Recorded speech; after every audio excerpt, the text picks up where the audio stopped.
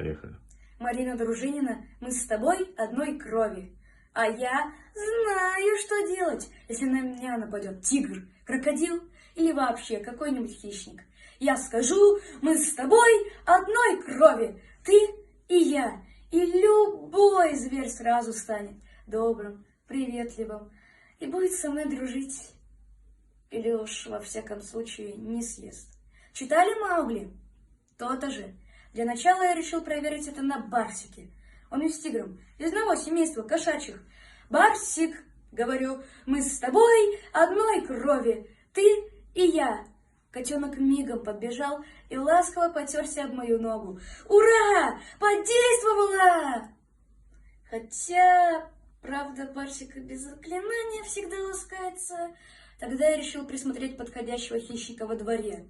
Но кроме соседского пуделя Эдуарда, мне никто не встретился.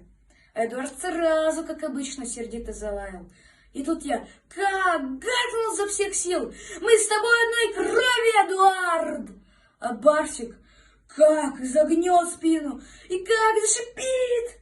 Пудель поджал хвост и с визгом бросился прочь.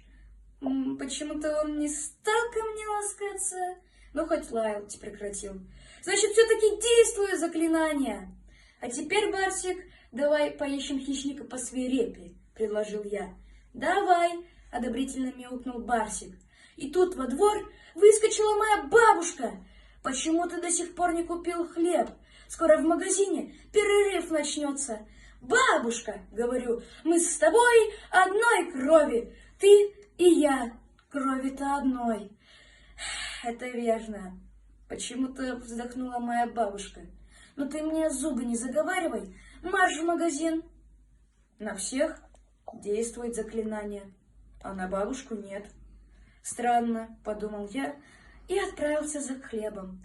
А потом мне на нос сел комар. Я специально не стал его прогонять и внушаю, мы с тобой одной крови, ты и я. А комар ноль внимания. И как впьется в мой нос своим острым жалом. И я даже возмутился. Что ты делаешь, дурак? Слушай внимательно. Мы с тобой одной крови.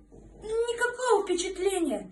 Нос у меня ужасно зачесался. Но я все равно терплю. Может, совесть проснется у этого нахала. Должен же узнать в конце-то концов законы джунглей. Я скосил глаза и гипнотизирую, повторяя медленно, чтобы до него лучше доходило.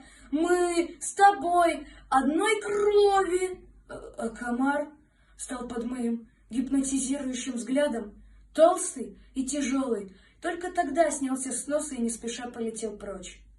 И тут мне послышалось, что он пропищал на прощание, поглаживая свое брюхо.